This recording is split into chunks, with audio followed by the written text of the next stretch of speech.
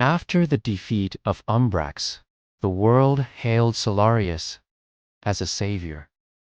Murals of him, cape blazing, fists glowing with power, covered walls from Atlanta to Accra. But something inside him had changed.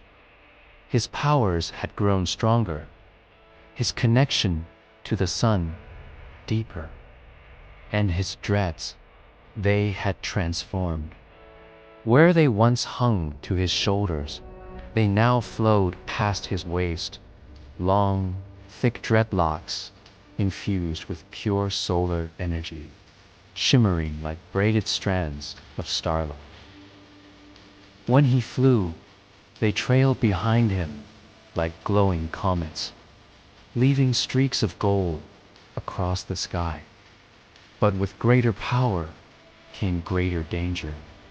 Late one night, while patrolling over Atlanta, his long, glowing dreads whipping behind him, he heard something impossible. A heartbeat. Not from Earth, not from any human. It was coming from space. A rhythmic, thunderous drumbeat that pulsed like a cosmic war cry.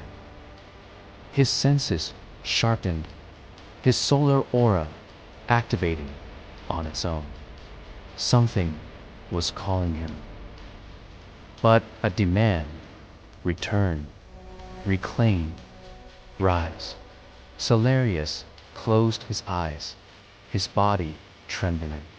For the first time since arriving on Earth, he felt like he wasn't alone in the universe. The next morning, an object entered the atmosphere like a burning star. Solarius raced toward it, his dreads glowing bright as he cut through the sky. He caught the falling capsule just before it crashed, froze. Inside was a young woman with obsidian skin, glowing tattoos, and long, shimmering braids similar to his own.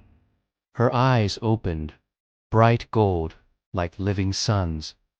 "You're Nurian," Solarius whispered. She stepped out weakly. "I am Zaran, last of the Solar Tribunal, and you are the lost heir." Solarius frowned. He'd never heard of any heir, Zaran continued. Niru is not entirely gone. A fragment survived the solar citadel, drifting in dark space. But it has been conquered by something ancient, something that wants you. Solarius felt that cosmic drumbeat again, stronger now, more demanding. Zaran spoke a name that seemed to darken the sky. Necrux, the Eclipsed One. A being older than suns, a devourer of light. The same entity Umbrax once served. A chill ran through Solarius's solar core. Necrox wanted him alive, not to kill him, but to corrupt him. "You are the Sunborn," Zaran said. "Your power can reignite worlds or destroy them." The message was clear. If Necrox took Solarius, the universe would fall into an endless eclipse. For days, Zaran trained Solarius in forgotten Nurian techniques. His long dreads glowed brighter with each session, wrapping around him like living cables of energy. He learned solar channeling, pulling power directly from starlight. He mastered stellar vision, seeing energy signatures miles away. He strengthened his light blasts, shaping them into beams, waves, and explosive bursts. His solar aura expanded, glowing like a fiery halo. His dreads lengthened further, now nearly touching his ankles, each lock glowing like molten gold. Solarius felt more connected to his heritage than ever, but Saran warned him, power without control is eclipse. On the fifth night, the sun dimmed again. A massive shadow crawled across its surface. Stars flickered out. Animals cried out. Oceans shifted. And then he appeared.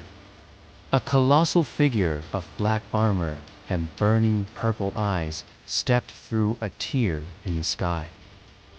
Towering like a living eclipse, Necrox, his voice made buildings vibrate.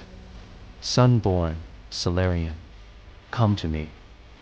Zarin fell to her knees under the pressure, but Solarius rose into the sky, cape blazing, his dreads flaming like 100 golden whips. If you want me, come claim me. The confrontation was apocalyptic. Solarius struck first with a massive solar blast. Crocs absorbed it and laughed.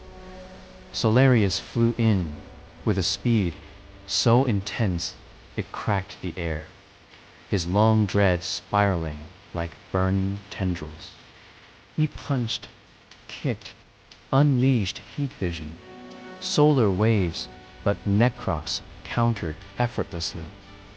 The brighter Solarius glowed, the darker Necrox grew. The more his aura expanded, the thicker Necrox's shadow became. They were opposites, light and void, life and eclipse. Necrox slammed Solarius into the ground, creating a crater miles wide. Your light is beautiful, he boomed. It will make my eclipse eternal. Solarius wiped blood from his lip, breathing hard, his dreads floating around him like serpents of fire.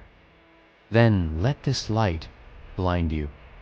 Solarius rose into the air, calling on everything inside him. His solar core ignited.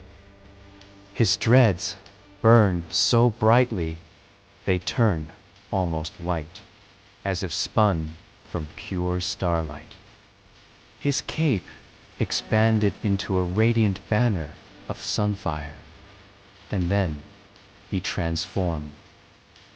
He entered solar ascension mode, a godlike state no Nurian had reached in centuries.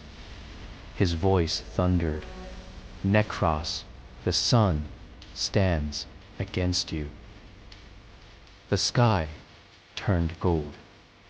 Necros stumbled, and Solarius charged with the force of a newborn star. Their collision lit the world. Necrox vanished into darkness, but he wasn't defeated. He had retreated, preparing, watching, waiting. Saran approached Solarius, her eyes full of awe and fear. You have awakened a power even the tribunal feared, she whispered. Solarius's long, glowing dreads swayed behind him as he looked toward the stars. Then I'll master it, before the eclipse returns. And hidden in the shadows of the cosmos, Necrox whispered, the sunborn ascends. The final eclipse begins.